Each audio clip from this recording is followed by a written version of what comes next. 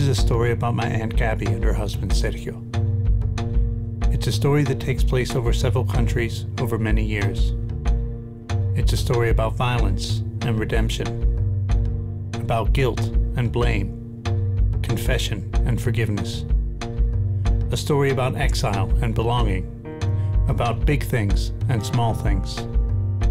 It's a story about relationships, like the one between my aunt and uncle and this man. Yeah, de nuevo. Tu nombre. Bueno, mi nombre es Andrés Valenzuela.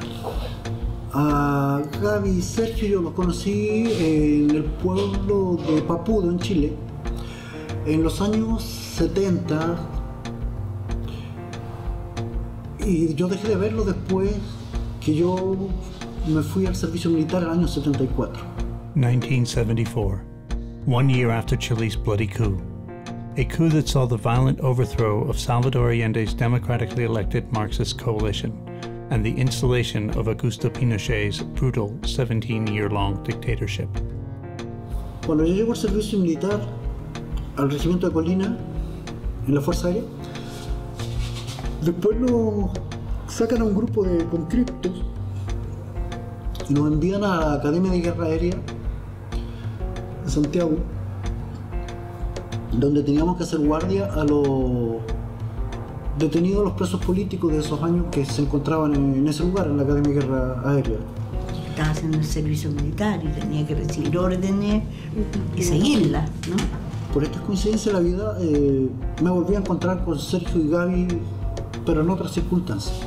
Fueron detenidos como ayudistas del MIR, como gente que trabajaba para el MIR. Nos llevaron vendados. No sabía dónde me habían llevado, en realidad no tenía idea. Fueron llevados a la Academia de Guerra y ahí yo tuve contacto con ellos porque se acordaron de mí, que yo era de Papudo, bueno,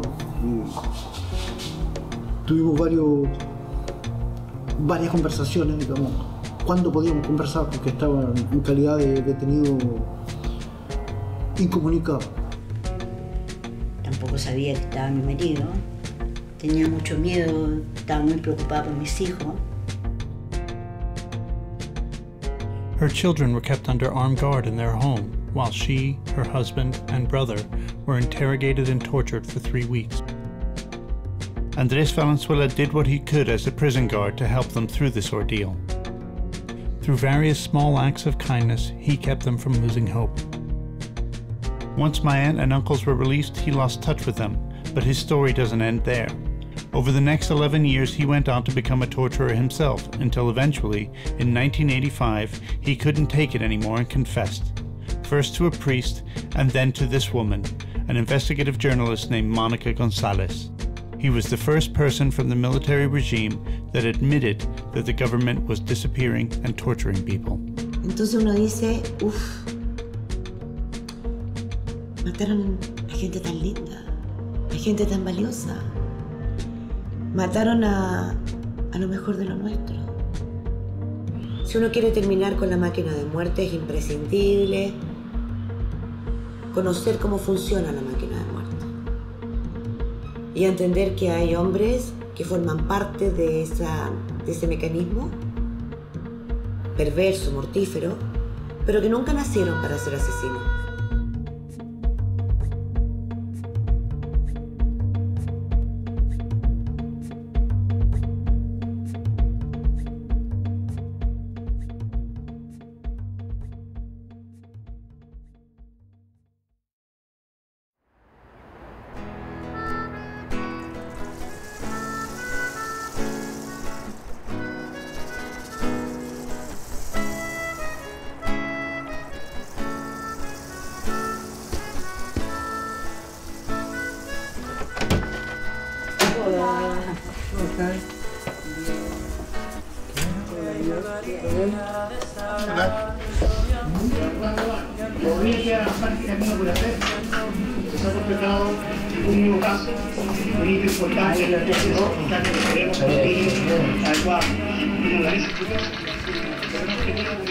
In recent history, there have been 2 events that defined Chile to the outside world: the 1973 coup and subsequent dictatorship, and the drama of the 33 Chilean miners.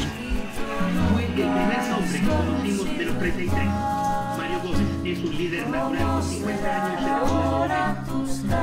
These two events parallel each other. Both speak about a politics of class and how Chile might be defined and imagined. But in a more material, visceral way, both events involve bodies in the ground. During the dictatorship, many unmarked mass graves were created in the desert, full of the bodies of the people who supported Allende. In fact, many of them were miners. Then, years later, the mining disaster narrated the unearthing of different living bodies from a hole in the same desert ground. One by one, they emerged reborn into the glare of the media circus around them. ¿Y para qué se ponen esos gorros? Si no están bajando a la mina ni nada, ¿para qué se ponen esos gorros? ¿Ah? ¿Quién es este que sale a cada rato? Qué bueno el presidente es. ¿Esta es Piñera?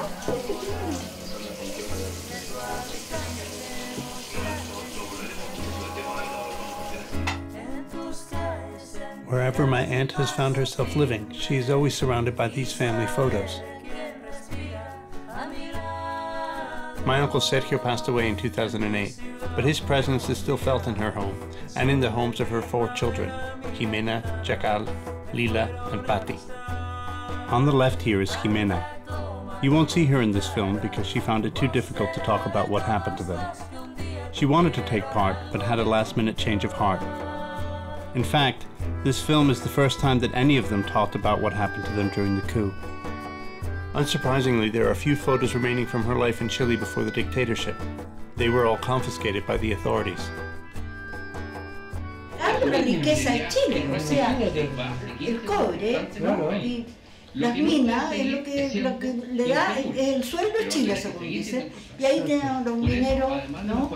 Al 3 y al 4. Al 3 y al 4, uno que está súper contento porque le hicieron un contrato, de estos contratos ya indefinidos.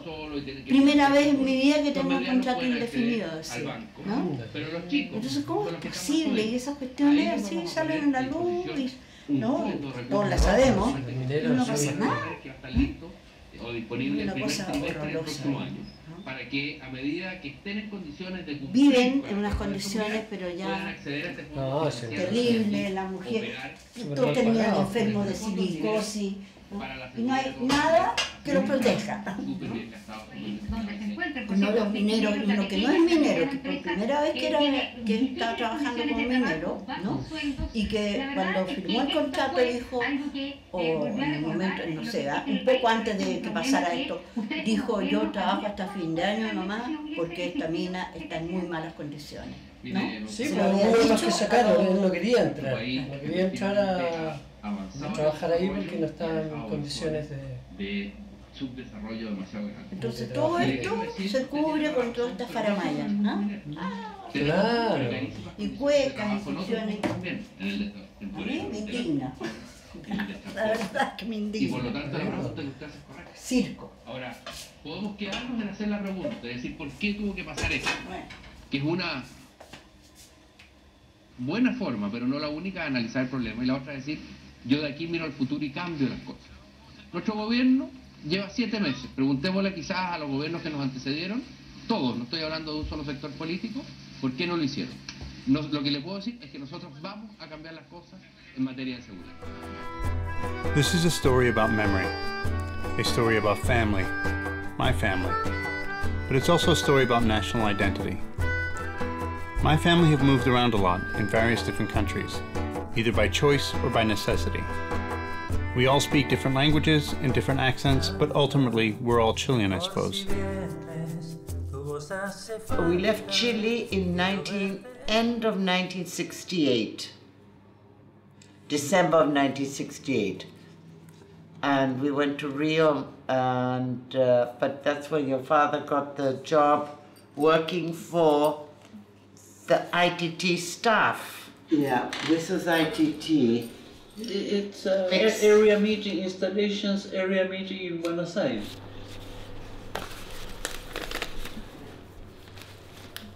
And we lived in Argentina for 3 years, and then he was moved to Rio, and this is him in doing the madman trick in Rio. So that's him on the left. So I was born in Brazil on June 6, 1973. This was my first national identity card. We lived in Rio for the first 7 years of my life, and my memories of that time were quite idyllic. We lived in a beautiful house, in a beautiful city. I remember beaches, kites, birthdays, and soccer games. At the time, I really couldn't have been more Brazilian. But my dad is Chilean, and so are many of my relatives. I remember spending much time with my Aunt Gabby and her 4 kids growing up, and they spoke Spanish and I spoke Portuguese, but we made it work. It wasn't until years later that I learned what had taken them from their home and brought them into mine. Here, I'll let my mother set the stage for you. There's something even that I really want to find in here. ¿Recorte de diario? Which might be in this, no, it's that letter, this guy.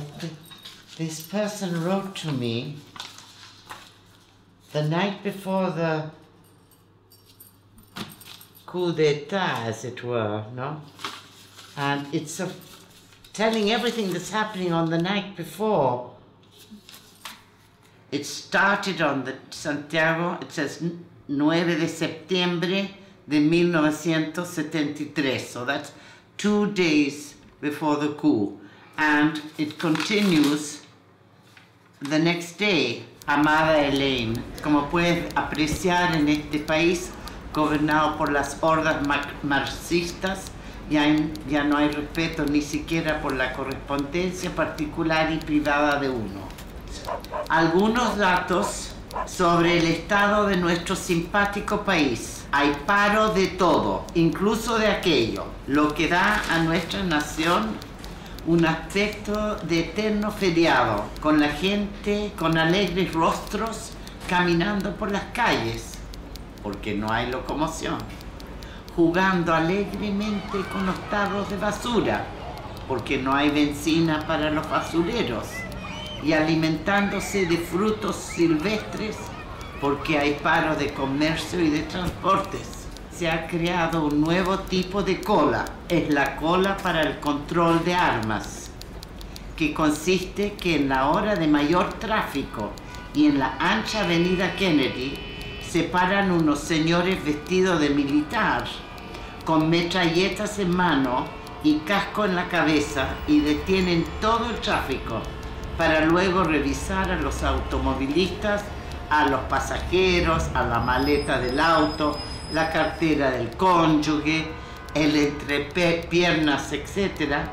A todo esto se ha formado una cola de 3,5 cuadras y todo el mundo comienza a tocar las bocinas al compás de la Internacional algunos y la canción nacional los otros. En fin, una experiencia absolutamente novedosa, alegre y llena de emociones.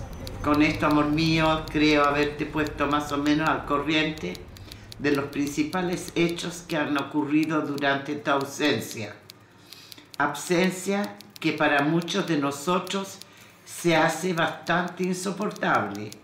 Espero que te decidas de una vez a abandonar a ese ejecutivo que tienes como marido para irte a vivir conmigo en algún lugar remoto donde podamos amarnos sin la imperialista intervención de la ITT. Antes del golpe, cuando todavía el presidente era Salvador Allende, la ITT empezó a financiar a la gente que estaba planeando el golpe de Estado. Y como yo trabajaba en el cuartel general para América Latina de la ITT, que tenía sede en Buenos Aires, los ejecutivos de Nueva York que traían los fondos pasaban por la oficina en Buenos Aires antes de seguir a Chile. Y mi jefe directo, el encargado de América Latina, que no era partidario del golpe de Estado, me mantenía informado y me decía, esta gente no sé qué es lo que pretende, pero están... porque como Allende había expropiado la compañía de teléfono que era la ITT no veía con muy buenos ojos a Allende. además de que tenía la etiqueta de comunista. When Harold Jeanine took over as CEO of ITT, the telecommunications company was a medium-sized business. By the time Allende was elected in 1970, the company had metastasized into a giant multinational conglomerate with over $100 billion in sales. This phenomenal growth was achieved by over 350 mergers and acquisitions in over 80 countries. ITT, previously solely a telecom company, now owned companies like Sheraton Hotels, Avis Rent-A-Car, Wonder Bread, etc. In Chile, it had a 70% stake in the Chilean telephone company Chitelco, as well as the conservative newspaper El Mercurio. It was the largest single corporate presence in the Chilean economy, larger than the biggest copper companies such as Anaconda and Kennecott. In 1972, leaked secret memos between ITT, the CIA, and the Nixon administration revealed that having failed to stop Salvador Allende from becoming the first Marxist to be democratically elected in Latin America, they now needed to find a way to oust him from power. Nixon and Kissinger were furious that the election had not gone their way and began a concerted effort to, in Kissinger's words, make the Chilean economy scream. Kissinger also said, "I don't see why we need to stand by and watch a country go communist due to the irresponsibility of its own people." A week after Allende's election, John McCone, a former CIA director, now working for ITT, met with Kissinger and relayed yet another ITT pledge, this one for $6 million in today's money. This money was to assist in any CIA plot against Allende. Incidentally, McCone was the director of the CIA when the U.S. orchestrated the 1964 coup d'etat in Brazil against the government of João Goulart, thereby protecting the financial interests of his friend Harold Jeanine. But that's another story. So it was against this backdrop that on September 4th, 1972, Salvador Allende addressed the United Nations. Estamos frente a un verdadero conflicto frontal sobre las grandes corporaciones transnacionales y los estados. Estos aparecen interferidos en sus decisiones fundamentales, políticas, económicas y militares por organizaciones globales que no dependen de ningún estado y que en la suma de sus actividades no responden ni están fiscalizadas por ningún parlamento, por ninguna institución representativa del interés colectivo. En una palabra, es toda la estructura política del mundo la que está siendo socavada. Las grandes empresas transnacionales no solo atentan contra los intereses genuinos de los países en desarrollo, sino que su acción avasalladora e incontrolada se da también en los países industrializados donde se asientan. So basically, having failed to keep Allende from taking power, the US government and these giant multinational corporations imposed an economic stranglehold on Chile that produced the strikes and social upheaval described by my mother's friend in that letter dated September 10th, 1973. By that point, the stage had been set so that the next day, para conocimiento de la opinión pública de Santiago, se transmite el siguiente comunicado. Desde las 10:30 horas se ha requerido rendición de Salvador Allende y ante la negativa de este se inició ataque aéreo y terrestre contra la moneda. Con esta acción se persigue evitar derramamiento de sangre.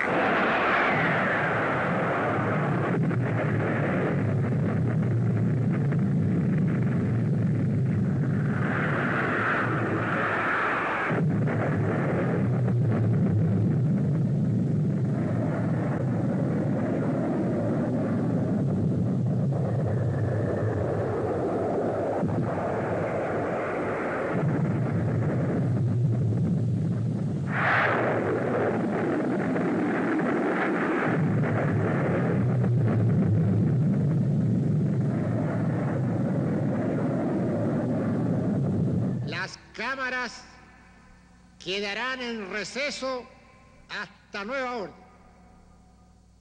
Eso es todo.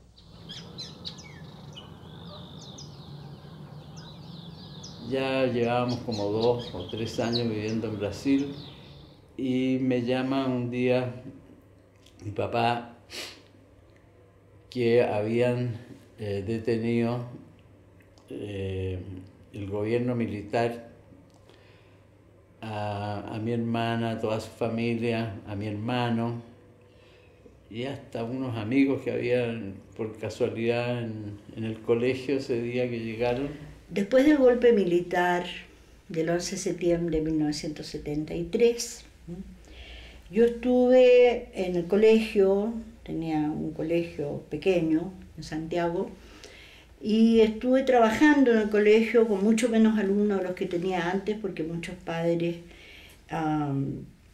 retiraron a sus hijos del colegio porque no estaban muy conformes con que yo no hubiese parado las actividades cuando había huelga en contra del gobierno de Allende.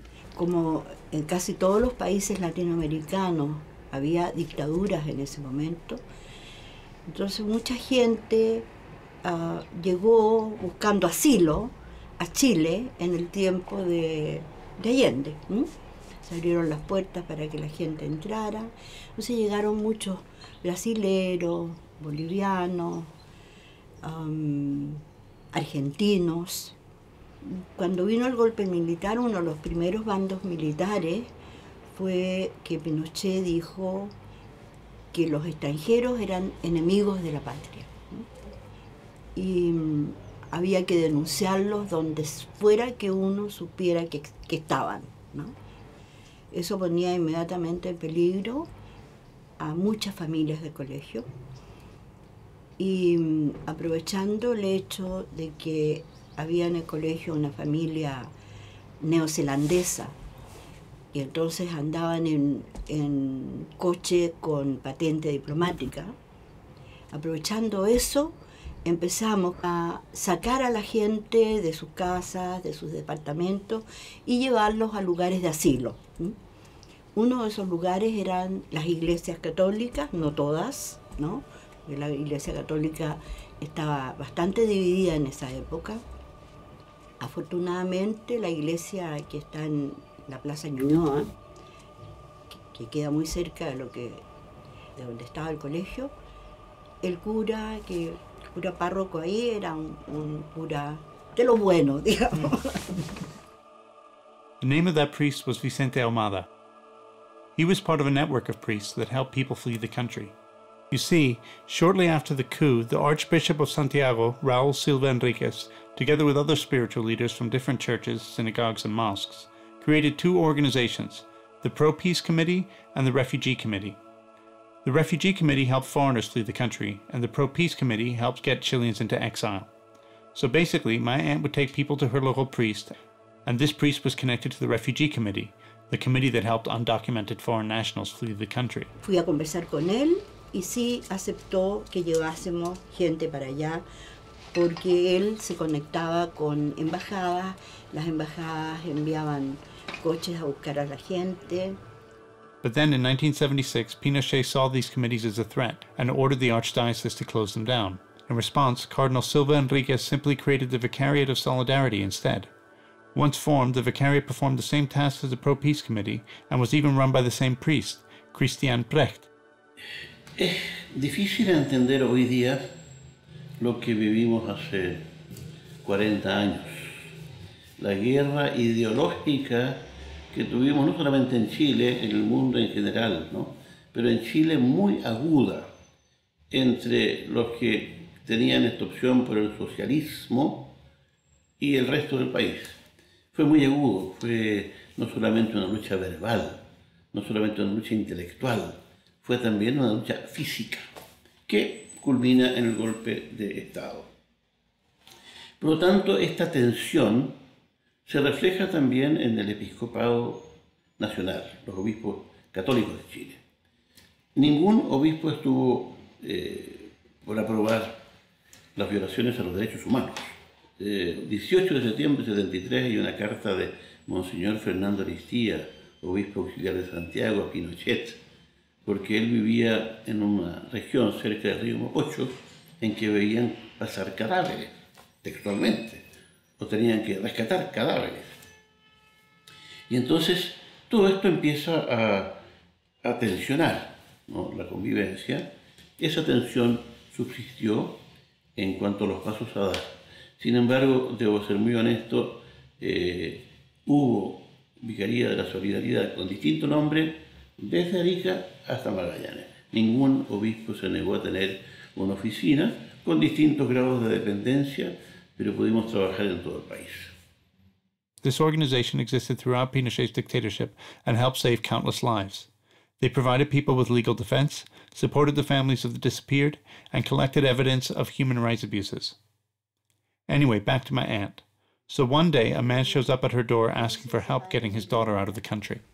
Fui a hablar con el cura y me dijo que como era chilena, era muy difícil, era más fácil ayudar a los extranjeros que ayudar a los chilenos. Pero me dijo que fuera a hablar en un convento de monjas por ahí cercano, y ahí hablé con una monja y me dijeron que sí, que trajera a la persona y que iban a dejar una puerta, que había un muro largo así, había una puerta pequeñísima y un poco más allá estaba la entrada a la iglesia. Ahora, esa entrada a la iglesia estaba custodiada por militares. Me dijo, bueno, nosotros vamos a dejar esa puerta abierta, ustedes vean cómo hacen para que la niña entre al convento. Así que ese día, a veces me sorprendo de las cosas que hice sin darme cuenta, ¿no? Del peligro en que ponía incluso a mis hijos, porque ese día decidimos llevar a los niños, porque entonces ellos podían ir corriendo, jugando delante nuestro, y nosotros íbamos a poner a esta niña al lado del muro, y cuando pasáramos al lado de la puerta la íbamos a empujar, íbamos a seguir, pero estos niños iban a seguir corriendo y jugando, porque los niños no tenían idea, y lo hicimos así, y nos fue bien. Entonces ya, hemos hecho suficiente, hemos estado un año realmente, hemos hecho todo lo posible por toda la gente conocida, pero ahora estamos poniendo en mucho peligro nuestra familia. Okay, mejor paramos. Hasta que un día una ex alumna del colegio, que ya era una niña grande, había llegado a pedir que la dejáramos dormir unos días en el colegio porque la andaban persiguiendo a ella y a su novio. Bueno, dime un poco de qué era su grupo, en qué trabajaban. ¿Podéis decir eso o no? No, bueno. O sea, nosotros éramos, lo que puedo decir, nosotros éramos gente del MIR que se quedó en Chile en la resistencia y hacíamos actividades de más que nada mantenernos para hacer difusión, propaganda y otras actividades, y para mantenernos en la resistencia en Chile y que la dictadura no lograra su objetivo, que finalmente años después lo logró, que era aniquilar todas las organizaciones de izquierda en Chile y no tener ninguna oposición. Y el MIR particularmente, porque el MIR fue siempre una organización que tuvo una posición más radical y más crítica respecto a algunos puntos. De hecho, siempre antes del golpe, y había muchas discusiones políticas en torno al tema, el MIR siempre planteó que lo más probable es que la clase dominante chilena, al verse tocado sus intereses, se iba a levantar y iba a dar un golpe de Estado. Y fue tal como se dijo. The MIR, which stands for the Revolutionary Left Movement, was formed as a political party in 1965. The party grew out of various student organizations and drew its support from labor unions in shantytowns in Santiago. At its height in 1973, it had over 10,000 members and associates. One of its early leaders was Andrés Pascal Allende, a nephew of Salvador Allende, as well as Miguel Enriquez Espinosa, who was the general secretary of the party from 1967 to 1974. Although the MIR supported Allende's government, they were much more militant and often disagreed with Allende's more moderate plans for the country. When the coup looked imminent, the MIR wanted to arm the populace so that they could defend the government. Allende rejected this idea. After the coup, the party sought to overthrow Pinochet's military dictatorship by any means necessary. Because of this, Pinochet's forces prioritized its eradication and began rounding up, torturing, and executing its members. So in 1974, after Miguel Enriquez had been assassinated, Andrés Pascal Allende became the general secretary of the party until he fled to Cuba in 1976. José Bordas was a key figure during this period, as he was the head of the party's military operations. He is also a key figure in my family's story, but we'll get to that in a minute. As head of the party's military operations, Bordas had a plan to fire rocket grenades through the third-floor windows of the building that had been serving as the temporary seat of government for the regime, given that the presidential palace was still being repaired. But the Armed Forces Intelligence Service got wind of the plan through an informant. They moved in on Bordas and he refused to be taken. After a high-speed car chase through Santiago, Bordas was killed in a gunfight with the soldiers in pursuit. Entonces nosotros frecuentábamos el colegio de el Melrose y visitábamos ahí a Miss Gaby, íbamos a tomar once, nos quedábamos ahí conversando, porque además no había muchos lugares tampoco en las circunstancias en que vivíamos que pudiéramos visitar, pues nuestras redes sociales se habían reducido a la nada, los amigos y compañeros no los podíamos ver porque todo el mundo tenía miedo, los perseguían, etc. Entonces, conversando un día, gente de nuestro partido nos dice que quieren guardar unos muebles y que preguntáramos en el colegio si era posible ahí arrendar un espacio para poder guardar estos muebles. Conversamos con la Miss Gaby y nos dijo que sí, que podíamos guardar los muebles en una de las salas que había ahí en el patio.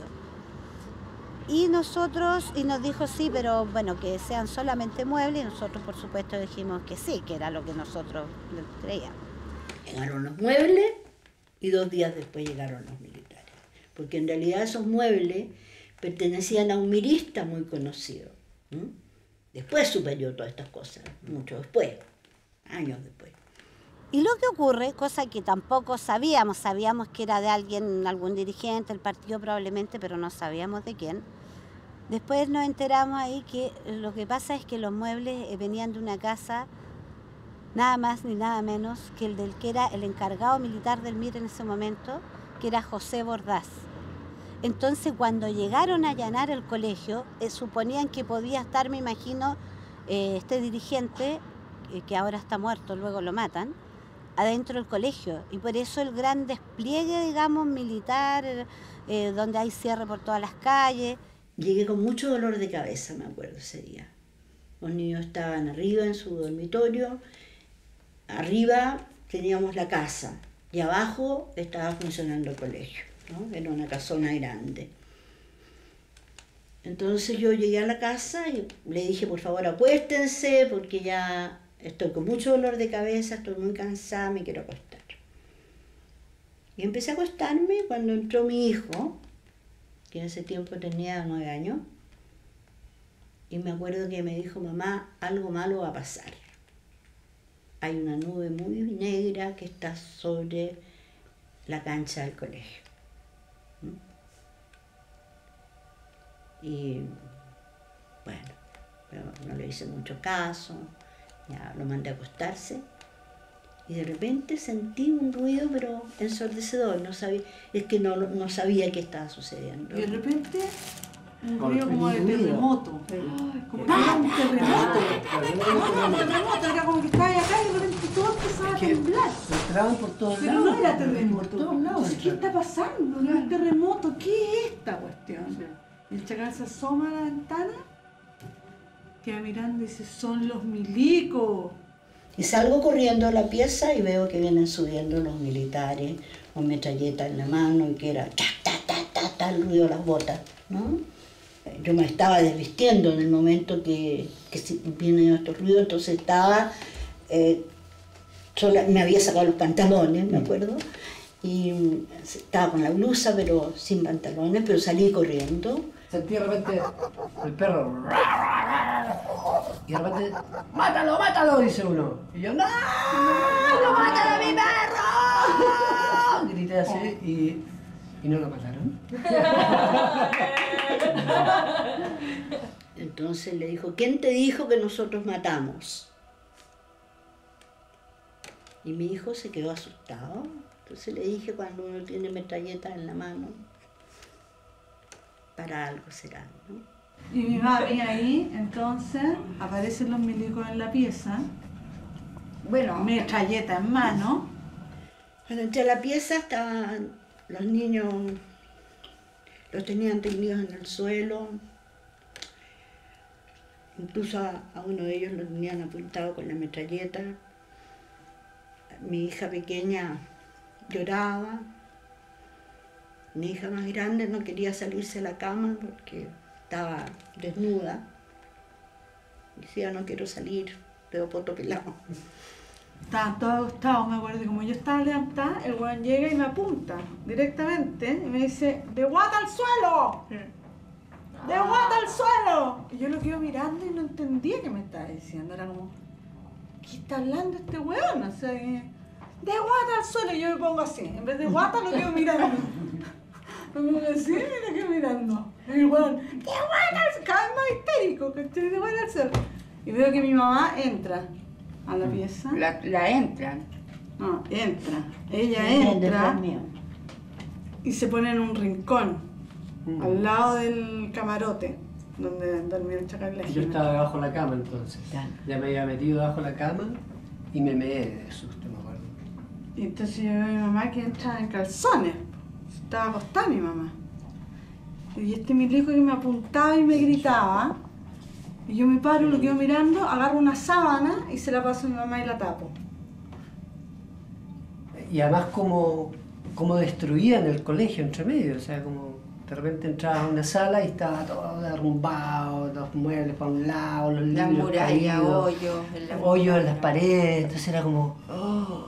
Los sofás, las camas, todo estaba, ¿no? Andaban como buscaban armas, ¿no? Buscaban armas los hueones. No sé, cuando llegaron pensaron que este era un nido de miristas, ¿no? Me acusaban de mirista, ¿no? Decían que yo era mirista y que mi hermano era mirista y que, ¿no?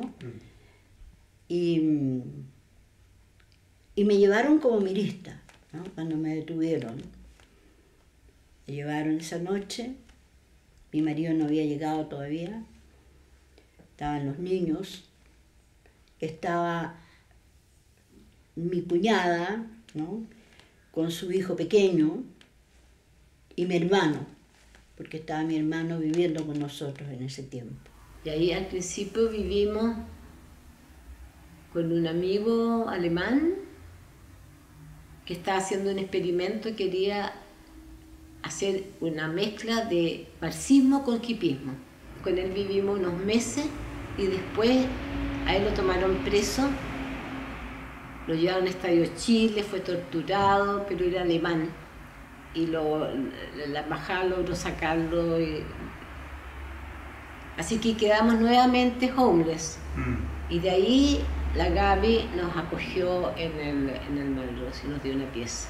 A mí me pescaron y me llevaron, primero me quisieron quitar al niño para ver si yo tenía armas escondidas. Y un teniente, porque le dijeron mi teniente, por eso dijo que no. Pero me llevaron al segundo piso donde estaba el resto de la familia, todos con mucho contingente militar, así, mucho ruido, mucha cosa, muy pavorosa. Entonces a mí me llevaron a una pieza aparte para interrogarme. Yo lo que me acuerdo es que me decían, tu marido es un mirista. Y yo les contestaba, no, mi marido es artista. Ellos suponían, por el aspecto mío, de que yo era uno de los cabecillas del MIR, el movimiento de izquierda revolucionario. Ellos suponían que yo era uno de los que andaban buscando, ¿no? Y como yo tenía mi taller fotográfico, mi cuarto oscuro ahí en el Melrose, ¿ya? Claro, todo eso daba como para que ellos pensaran de que yo era de los principales.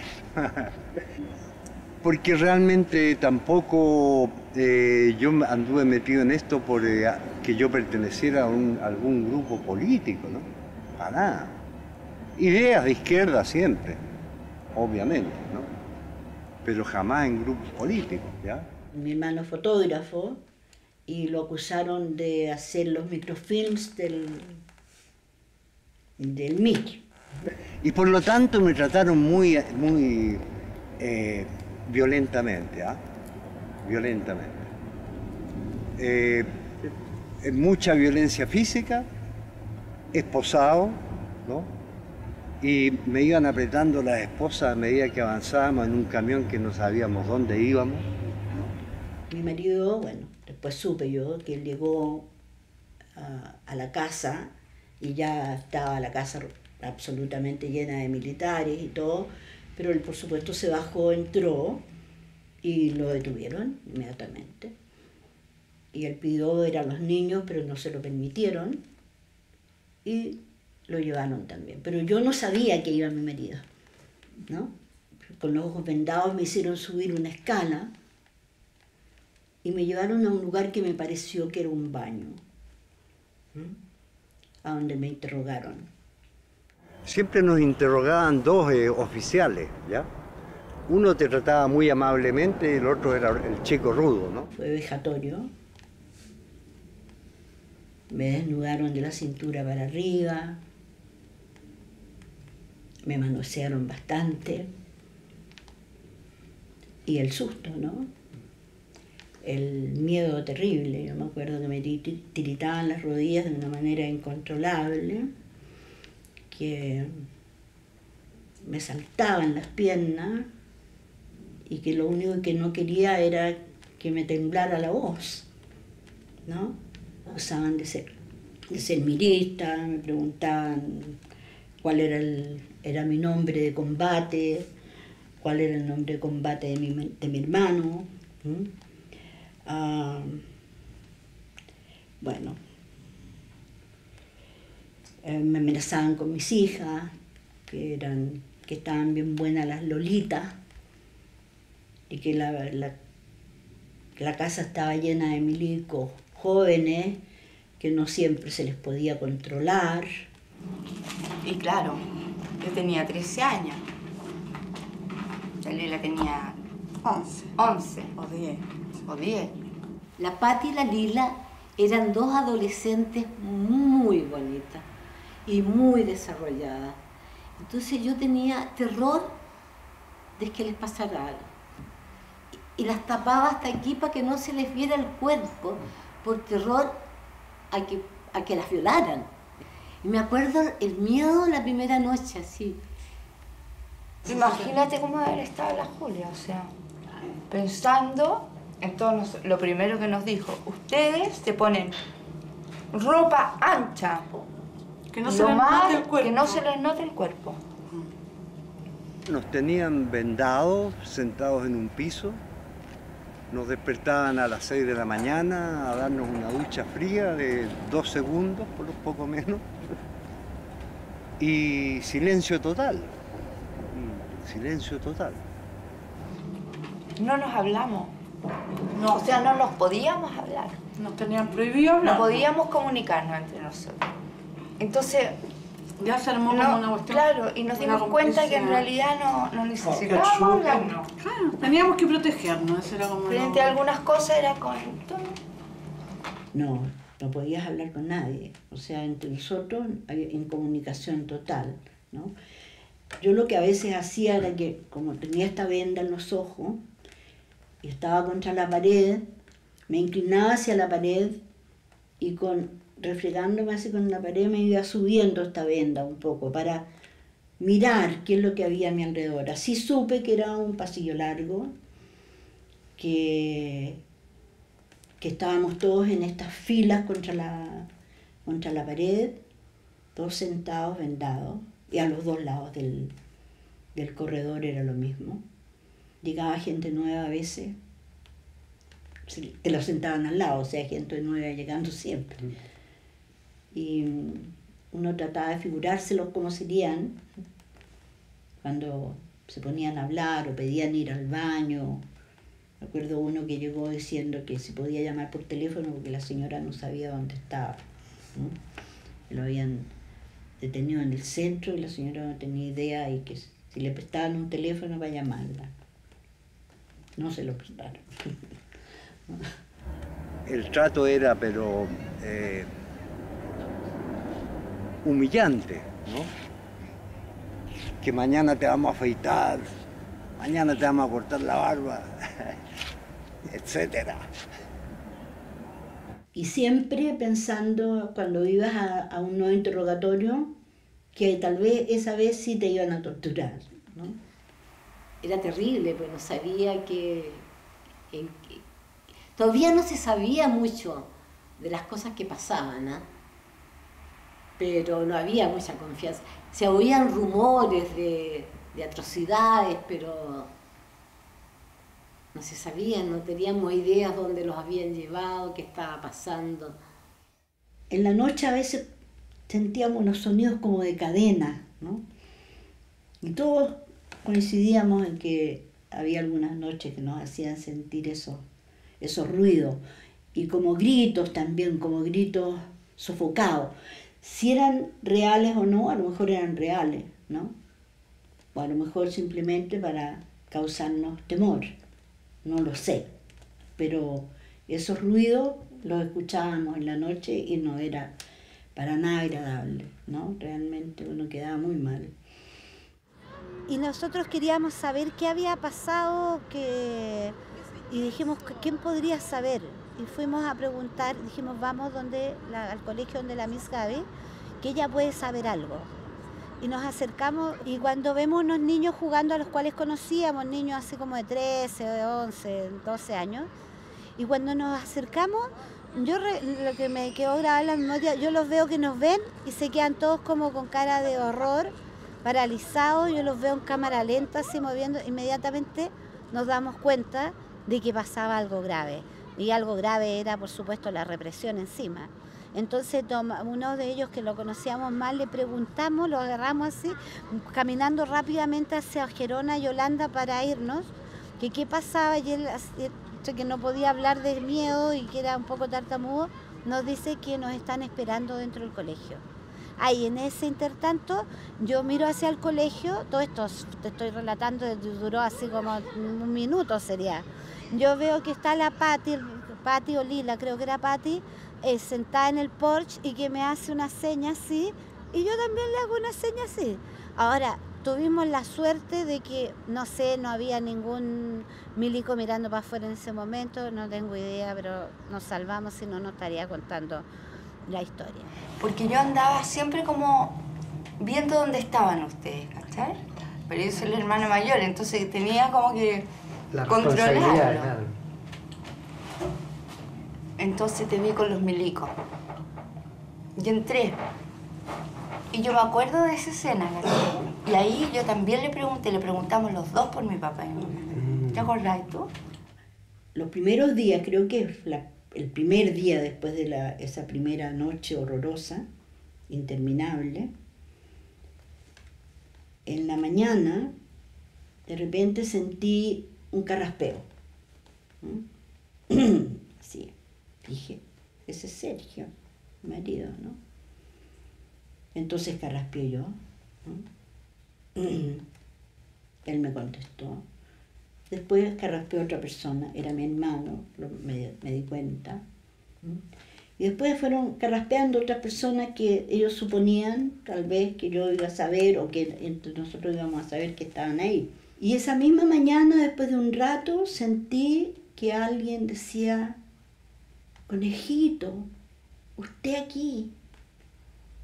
Conejito le decían a mi marido en papúa, los papudanos. Dice él que porque era muy bueno para correr.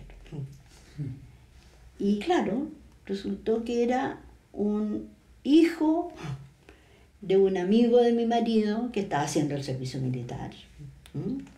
Ellos tenían casa no muy lejos de donde yo vivía.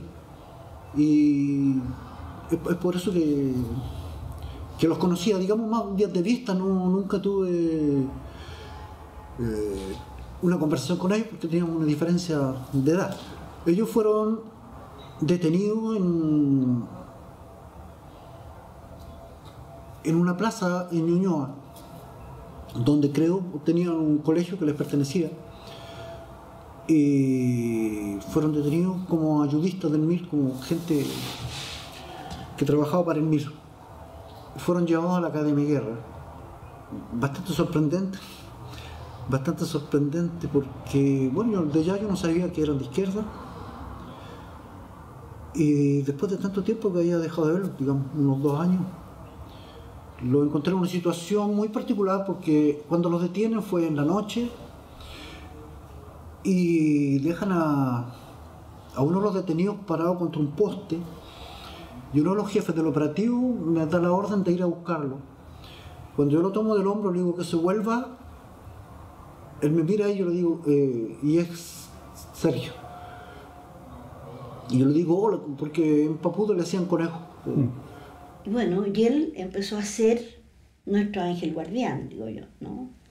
Yo le digo, conejo, ¿te acuerdas de mí? Me queda mirando, no, yo estaba bueno con casco, con uniforme. Entonces le dije, no te preocupes. Incluso lo estaban subiendo en un camión a los detenidos y todo el mundo marchaba sobre ellos. Y yo dejo a Sergio de lado y lo subía al final al camión para que no quedaran otros detenidos sobre él. Bueno, de ahí después empezamos a tener un poco de relaciones, digamos. Traía noticias del colegio, porque a él lo mandaban a veces al colegio y cuando volvía me decía, pida permiso para ir al baño, al pasar detrás mío. Y cuando me llevaba al baño me iba contando, me decía ya, los niños, salieron 2 de las niñitas, los 2 niños más chicos se fueron a la casa de su hermana, las 2 niñas más grandes siguen en la casa pero están con su cuñada y están con el bebé también, con la guagua. Yo traté de ayudarlo cuando estaban detenidos, ya sea llevándole mensajes de Gaby a Sergio, de Sergio a Gaby, diciéndole que tuviera fuerza, porque lo tenían, a él lo tuvieron varios días castigado, parado en un pasillo sin alimentación. Bueno, yo cada vez que pasaba por ahí, si podía darle una manzana o algo, sin que me sorprendieran, se los daba. Teníamos miedo, yo me acuerdo cuando le daba de comer a alguien una fruta, como estaban esposados en la espalda, nosotros teníamos que ponérsela en la boca y siempre estábamos diciendo, come rápido, come. A Sergio no me acuerdo si le di de comer, seguramente, pero más bien era conversaciones con él. Bueno, información, eso. Porque... Claro, yo pasaba información para decir, no te preocupes, tu esposo está bien. Claro. Mismo si yo sabía que no estaba muy bien, pero no le iba a decir, era algo así. Sergio está bien, no te preocupes, yo sabía que a Sergio lo estaban torturando. No puedo describir el alivio que empecé a sentir cuando él apareció y empezó a traernos información. O sea, así empecé a saber detalles, ¿no? Empecé a sentirme un poco más tranquila con respecto a lo que estaba sucediendo con mis hijos. Para él era peligroso también, ¿no? También me informó, de repente, mi marido ya no estaba, y era porque lo habían tenido que llevar al hospital militar, porque lo habían tenido 3 días y 3 noches de pie, estaba sangrando, estaba en muy malas condiciones, entonces lo llevaron al hospital de la Fuerza Aérea. Después yo perdí contacto con él, se lo llevan, tengo entendido, al hospital de la Fuerza Aérea donde es operado, y después no tengo recuerdos de haberlo vuelto a ver en la academia Guerra. No, y ella sabía que de mi parte yo le estaba diciendo la verdad, porque ahí se usaba mucho eso, se está muriendo tu marido ya, no ha querido hablar, era para quebrar psicológicamente a las parejas, y eso sucedía muy a menudo. Estábamos en el almuerzo y de repente se acerca este papuano.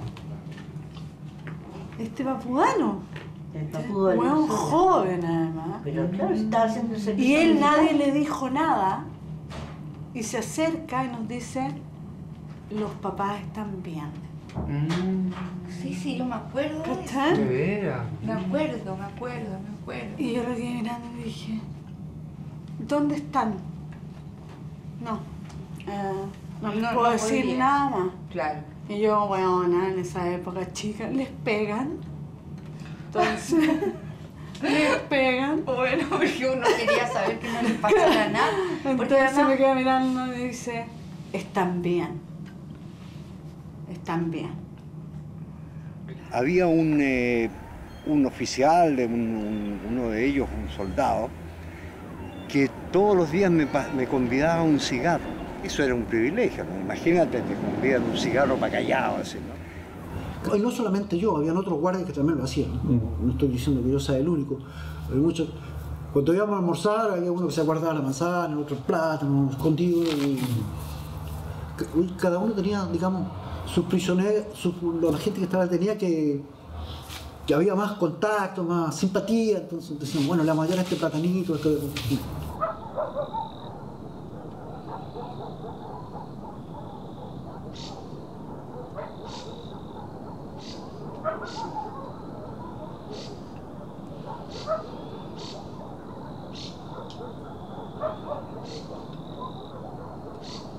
Así que me vine a Chile, tomé contacto con la gente de Standard Electric, que era la filial chilena de ITT, y a los cuales yo conocía a todos. Ellos también tenían buenos contactos con los militares y se movieron. Pero también en paralelo se movió mi papá porque él tenía amigos en la masonería chilena y algunos de los militares eran masones.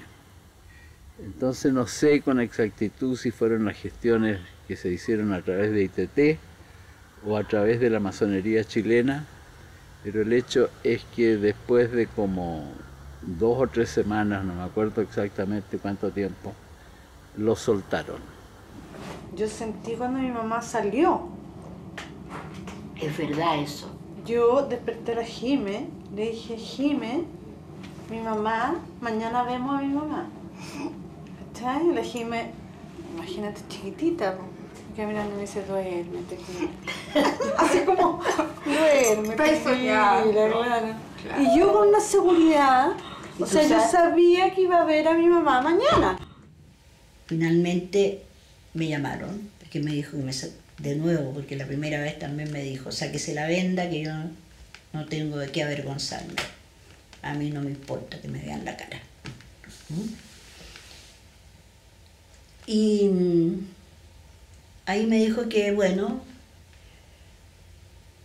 que yo tenía la alternativa de irme a Brasil, que era lo que ofrecía mi hermano, llevarnos a la familia a Brasil, o ir a juicio militar. Dije que me iba a Brasil, ¿no?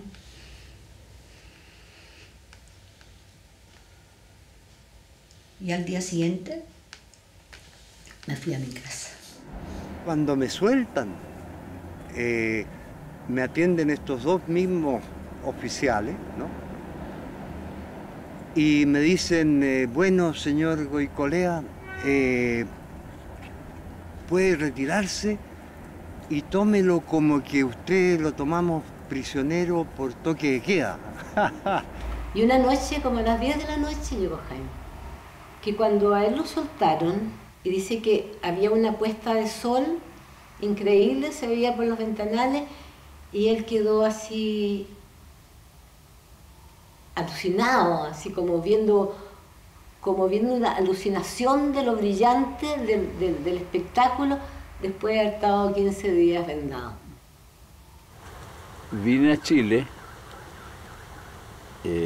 cuando me informó mi papá que los habían liberado, a organizar el traslado a Río de Gaby y su familia. Eso cuando nos fuimos de Chile. Cuando nos fuimos de Chile. Y cuando llegamos al otro lado, me estaba esperando Patricio. Y cuando me vio, me dijo, ya, vaya a buscar su equipaje. Y yo lo miré la maletita que traía en la mano. Este es mi equipaje. Salimos de Chile después de que nos tuvimos que ir. Llegamos a Brasil y nunca más hablamos de esto. O sea, éramos muy chicos. Nos vinimos porque nos tuvimos que venir porque mi papá y mi mamá se tenían que ir de Chile, no podían quedarse ahí. Y ya está, esa era la explicación y se acabó. Y entre nosotros, no, y además que nunca nos sentamos nosotras, por ejemplo, a decir, claro, decir, oye, ¿te acordás?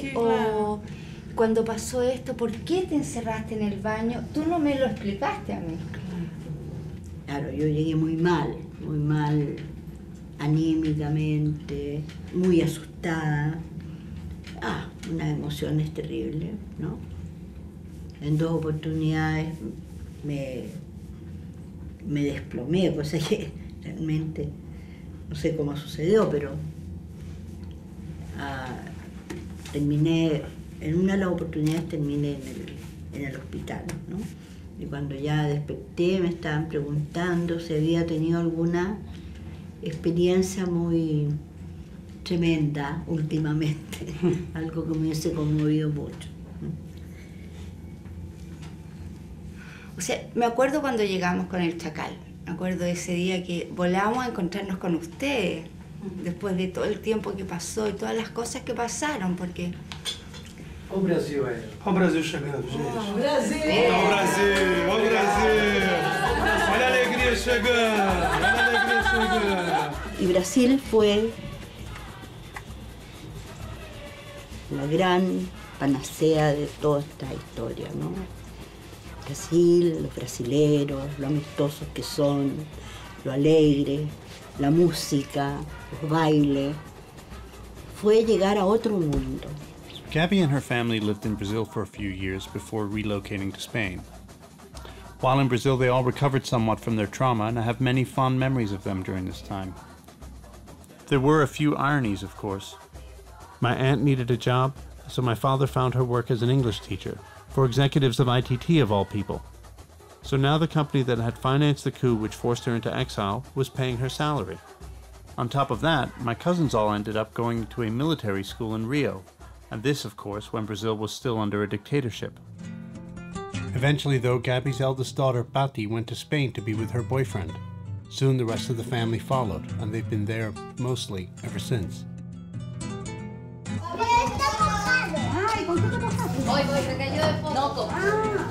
Now the family has grown, and Gabby has many grandchildren who speak with Catalan accents and eat paella.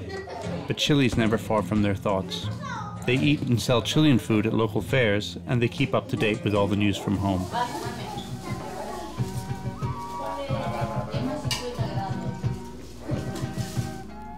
Y un día estábamos aquí ya en Bañola, una amiga chilena estaba abriendo un local de pasteles, una pastelería, y estaba haciendo una pequeña inauguración en el local.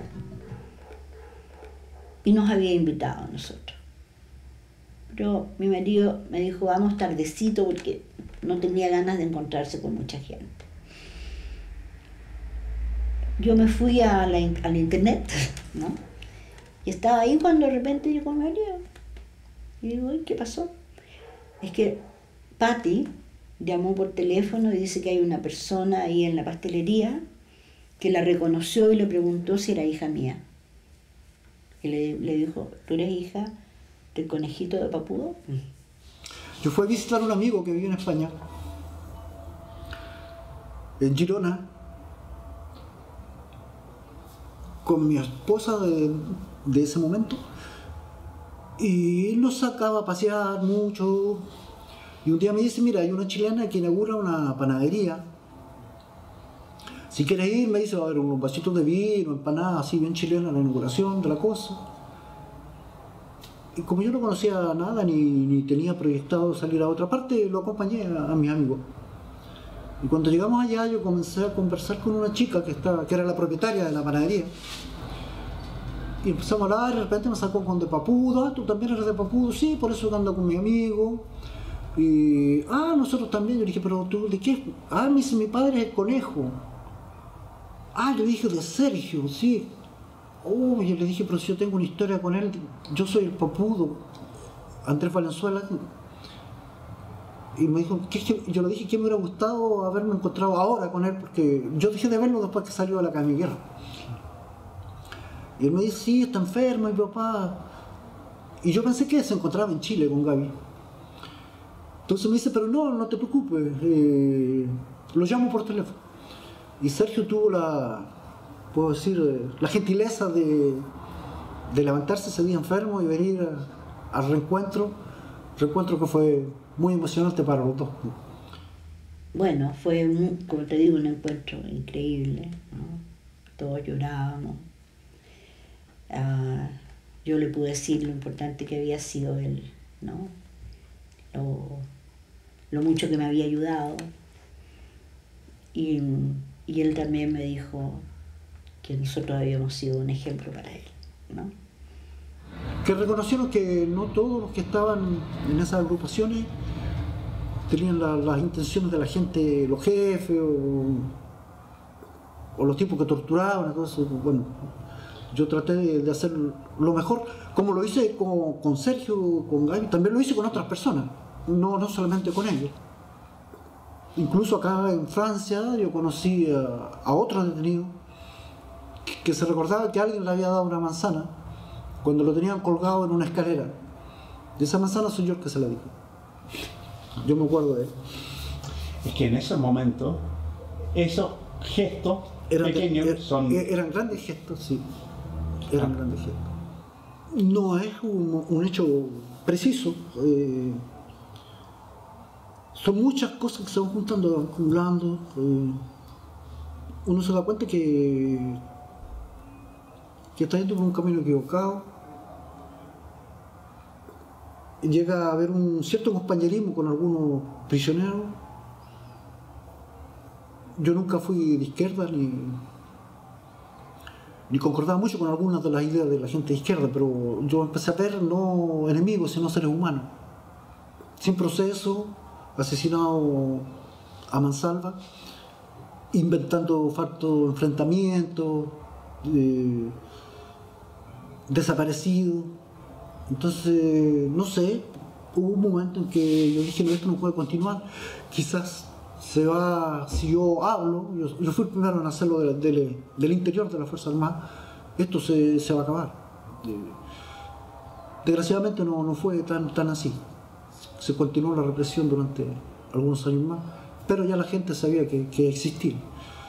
Yo era periodista de Revista Cauce, una publicación que había nacido con muchas dificultades, porque la dictadura le negaba el permiso a cualquier medio que quisiera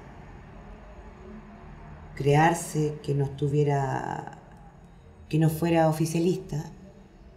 Había nacido a fines de 1983 y era una publicación que no era de izquierda, era opositora.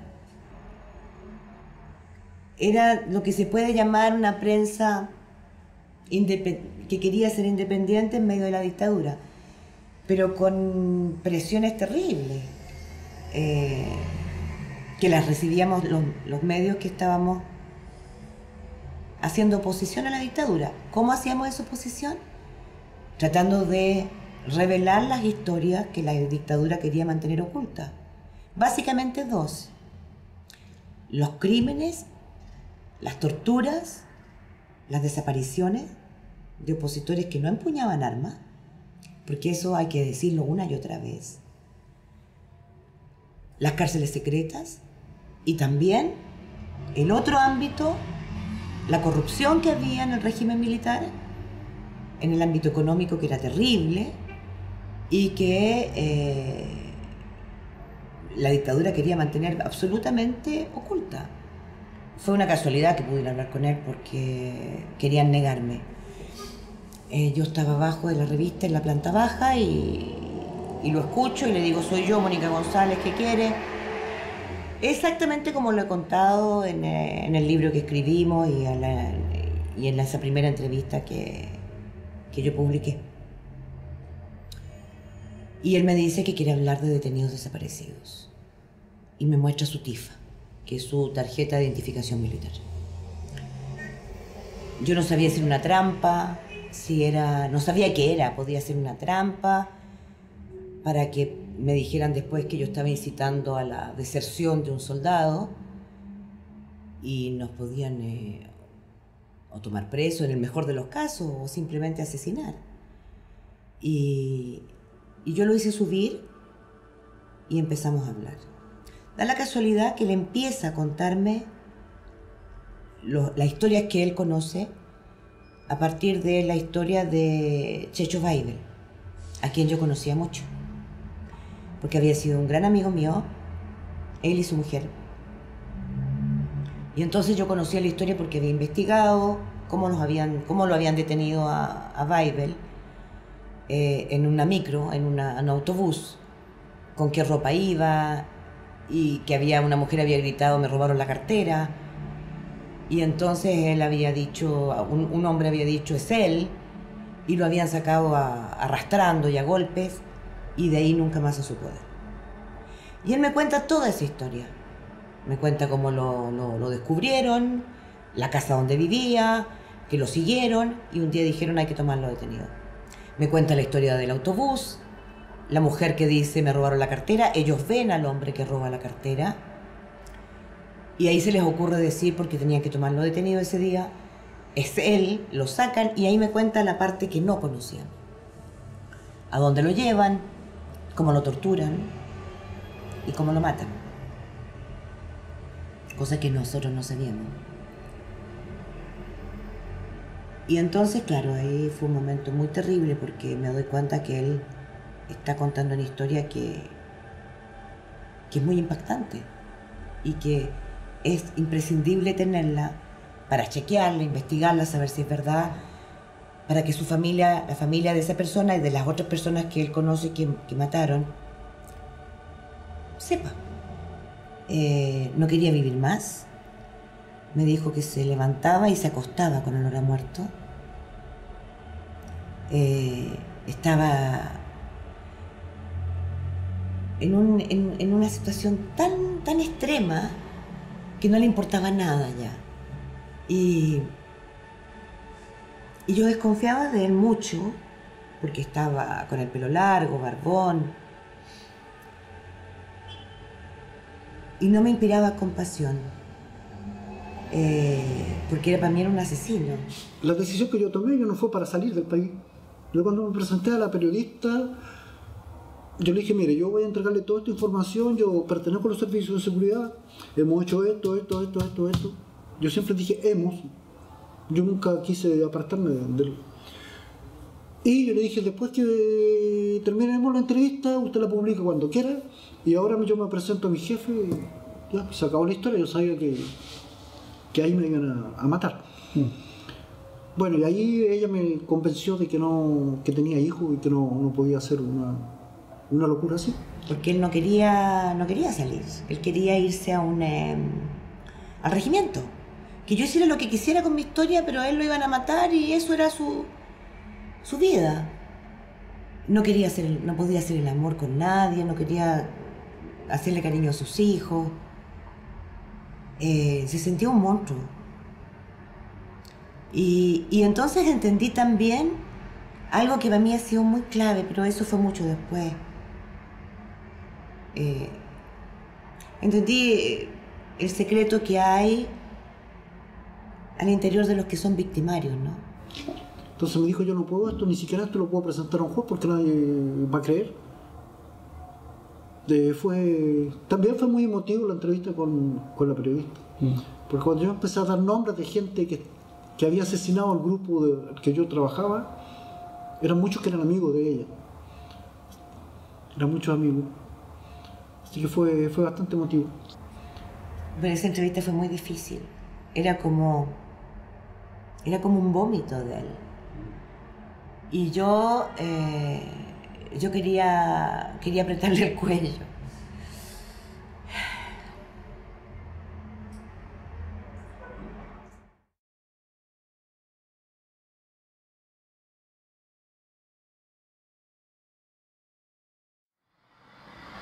Fue colgado en una ducha y pues le habían aplicado corriente anteriormente, tenía sed. Entonces abrió con la boca la llave y empezó a tomar agua. Entonces llegó un centinela y le cortó después nuevamente la volvió a dar. Después ya le dejaron que le corriera el agua. Debe haber estado como 2 horas más o menos con el agua de la ducha y falleció de una bronconeumonía fulminante el otro día. Bueno, en una oportunidad llegó un helicóptero a Colina y sacaron alrededor de 10 o 15 personas más o menos. Pero esa operación la hizo el ejército. Alguien hizo el comentario que los habían, creo que los abrían y que iban comando. Y creo que con el corvo, antes de tirarlo al mar, los abrían. Y hasta ese momento el régimen, la dictadura, seguía diciendo que los detenidos desaparecidos no existían, que o se habían fugado con otra mujer fuera de Chile, o habían salido por un paso cordillerano para unirse a fuerzas guerrilleras que estaban al otro lado de la cordillera, pero la dictadura nunca reconoció haber hecho desaparecer a personas, nunca. Y esta era una constatación de que sí existían, de cómo los habían detenido, de cómo los habían asesinado, de cómo los habían torturado salvajemente y cómo incluso habían despedazado su cuerpo. Él no es un hombre que dice: a mí me contaron, a mí me dijeron, yo escuché. No, yo apliqué la electricidad, yo lo vi, yo escuché sus gritos, yo estaba ahí cuando lo colgamos. No disfraza nada. No hubo ni un maquillaje. Entonces es un testimonio brutal. Entonces yo recurrí a José Manuel Parada, que era el jefe de la documentación de la Vicaría de la Solidaridad, para que me ayudara. Y los dos decidimos llamar a Manuel Guerrero, un sobreviviente del Comando Conjunto, el grupo al que pertenecía Andrés Valenzuela, para que nos ayudara a rehacer esta historia. Manuel y José Manuel fueron degollados a fines de marzo del año 85 con Santiago Natino, por esta entrevista. Entonces, Andrés Valenzuela se quedó pegado a mi vida para siempre, ¿no? Yo salgo de Chile en octubre o en noviembre del 84. Me logra sacar la Vicaría de la Solidaridad a Buenos Aires, en Argentina, y de Argentina a París, en Francia. Después ya no es resorte mío. Cuando yo estoy escondido, refugiado, y la Vicaría trata de ubicar un país que me aceptara. Había varios países que me aceptaban, pero el que más rápido y más fácil para salir fuera Francia. Porque no querían en realidad que yo me quedara mucho tiempo en América del Sur, en Argentina, en todos esos países. Entonces, bueno, habían otros países que me aceptaban, pero tenía que esperar más tiempo. Y Francia fue el que más rápido dijo: bueno, tráiganlo, ya llegué a Francia. Sí. Yo no hablaba francés, no. A él lo buscaron, bueno, después que yo se lo entregué a la Vicaría, en la revista Causa no sabía nadie más que el director, Edwin Harrington. Porque no quisimos, yo no quise que a nadie supiera, porque me daba mucho miedo. O sea, en esos tiempos era mejor no saber, ¿no? Era una manera de proteger a mis compañeros de trabajo. Y porque se desató una cacería brutal para encontrarlo. Porque supieron que había desertado, se lo dijo a su mujer. Él cometió un error ahí. Y lo buscaron porque la mujer sabía que había ido a hablar conmigo, entonces lo buscaron. Yo tuve que irme de mi casa. La dictadura decretó el estado de sitio para que no se publicara su historia. Entonces no teníamos sueldo, no teníamos trabajo, no teníamos oficinas. Y me quedé sin casa porque tuve que abandonar mi casa porque iban a buscarme a mi casa. Y no lo podían encontrar porque no estaba ya. Me buscaron, sí, me buscaron hasta, creo, al principio de los años 92, 93, por ahí. Después ya no... Después hubo el regreso a la democracia. Y bueno, se les hizo más difícil también porque ya estaban todos siendo procesados. Después ya estaban más preocupados en tratar de salvarse ellos que venir a buscarme a mí. Y él, claro, quedó afuera. aunque viviendo en condiciones de seguridad, pero totalmente cortado de sus orígenes, de sus raíces, de todo. Fue amputado de todo lo que él había pertenecido hasta ese momento, ¿no? Sí, yo perdí contacto con todo el mundo, hace casi 30 años que estoy acá y no... Algunos contactos telefónicos con amigos, con la familia, pero nunca los he visto, ¿no?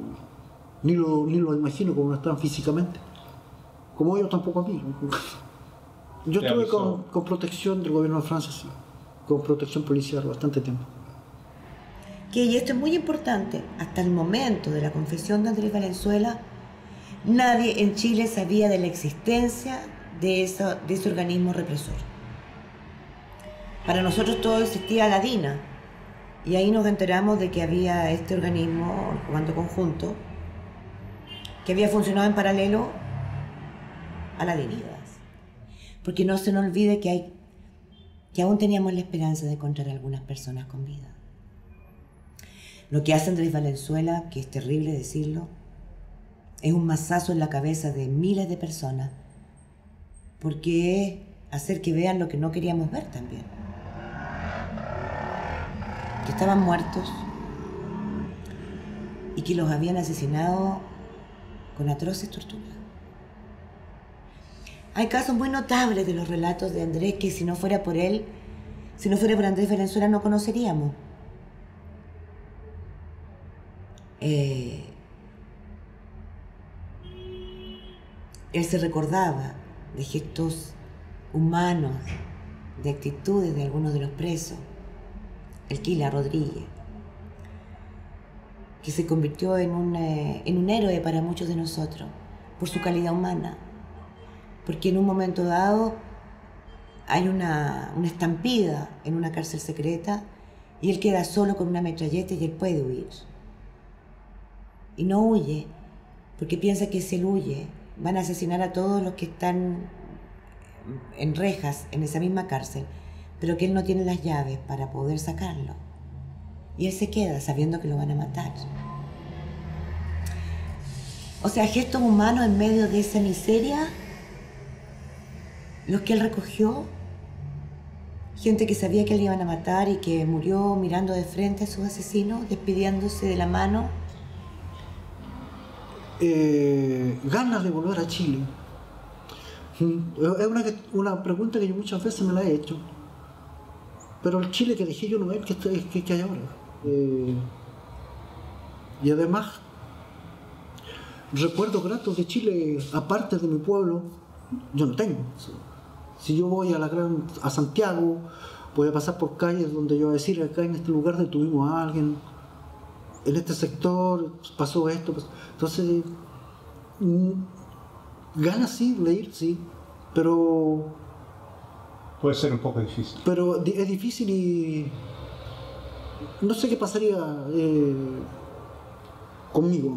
Me he hecho esa pregunta y estoy bien acá por el momento. Ya, sí. Claro, porque ahora tenéis enemigos por los dos lados. Exacto. Tengo enemigos, o sea, claro, de los dos lados.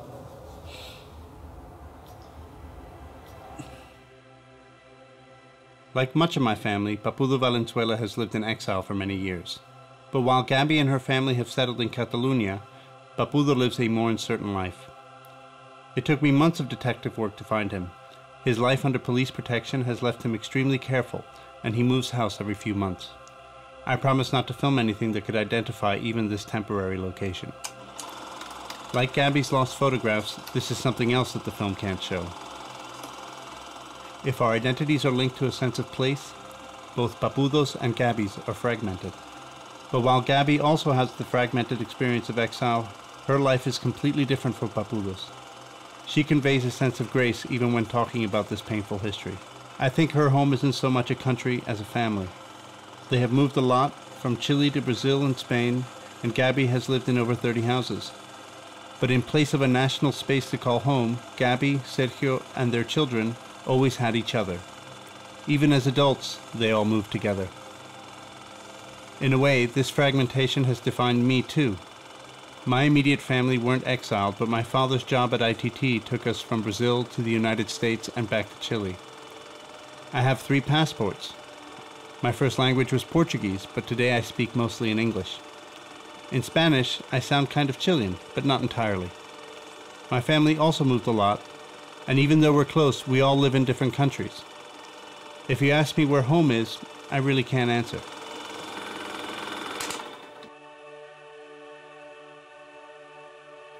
What prompted this film was the reunion between my uncles Sergio and Papudo. Of course, that meeting was not filmed, and Sergio died before I could interview him for this film. But their reunion spoke to me of the emotional labor of reconciliation.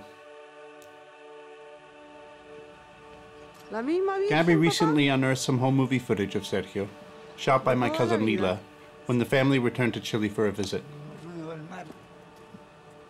Here they are in the beach resort of Papudo, the village that was so dear to Sergio, and the place that gave Andrés Valenzuela his nickname. A nickname which refers to the home that he can't return to. Ahí está Mira el barco rojo. Qué lindo. Ahora sí está bonito. ¿Sabes que se había ido al lado de la ermita? ¿Ah? Aquí estaban ricas las vainas, me acuerdo. Mira los pescadores. A ver. Pero no sé de aquí.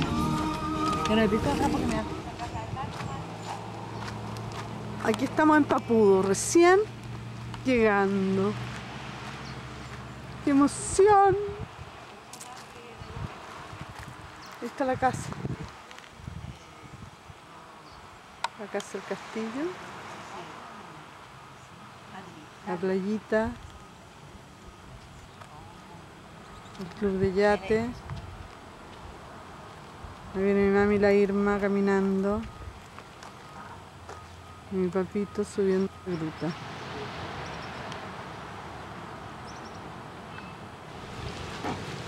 Allá va la Lila. Y la playa grande va allá. Ahí les muestro la playa. Camina para acá.